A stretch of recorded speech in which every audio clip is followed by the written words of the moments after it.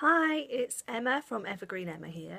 I thought I'd record a video today to explain why I called myself Evergreen Emma.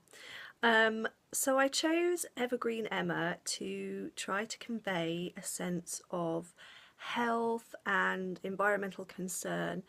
Really, this has all stemmed from having my daughter and also watching lots of documentaries. When she was small, she used to breastfeed for hours and I got really bored.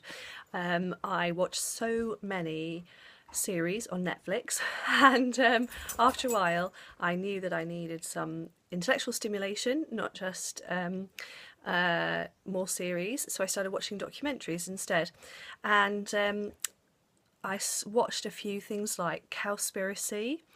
I watched Forks Over Knives, Vegucated. They're all fantastic documentaries and I really recommend them, and they really made me think about the way I was eating, the way my family was eating, and the things that I was going to be feeding to my daughter as she grew up.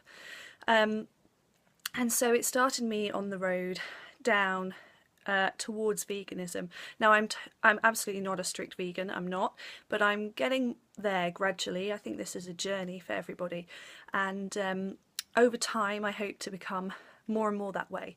At the moment, at home we eat basically 100% vegan, but when I'm out and about I'm not really that strict. If I go to people's houses, I'm just eat whatever they give me, and but maybe over time I think perhaps that will change as I investigate more, research more.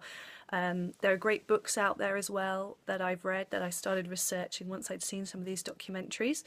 The China study, absolutely amazing.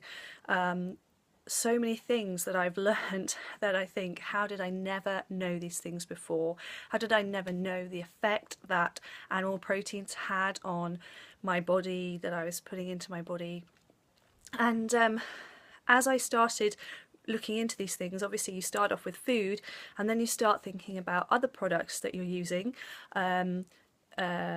health and hygiene products, you know, skincare, shampoo, all that kind of thing, and also other products you use in the house, cleaning products and things. You start thinking about what's in them, and we're so trusting, aren't we? We're so trusting that we believe and we accept that all these things are good for us and totally fine.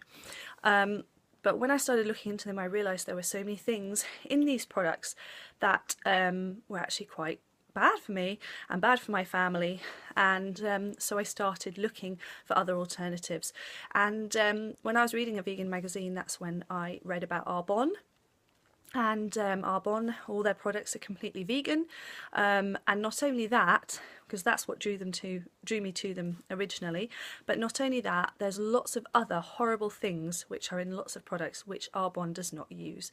They don't use any formaldehyde donating preservatives, they don't use any mineral oil, they don't use any parabens, lots of things that are really not very good for us. Sodium lauryl sulfate, they don't use that either. So there's lots of things, and I'll talk more about those things and exactly why they're so bad for us another time. But that's how I got interested in Arbonne and how now I've become an Arbonne independent consultant. So I just wanted to share that with you today, a little bit about my journey, and it's definitely a journey, and I'm not there yet. I'm still learning, I'm still changing the way that we live here, and the things that we use, the things that we eat, and I'm really enjoying discovering these things. I feel a little bit like I'm in the Matrix and I've taken the red pill and I can't go back to not knowing. You know, my eyes have been opened, and I've suddenly discovered all this stuff which I didn't know before, and I can't kind of close my eyes and go back. So it's exciting, it's challenging, and I will tell you a little bit more about it all in my next video. Bye!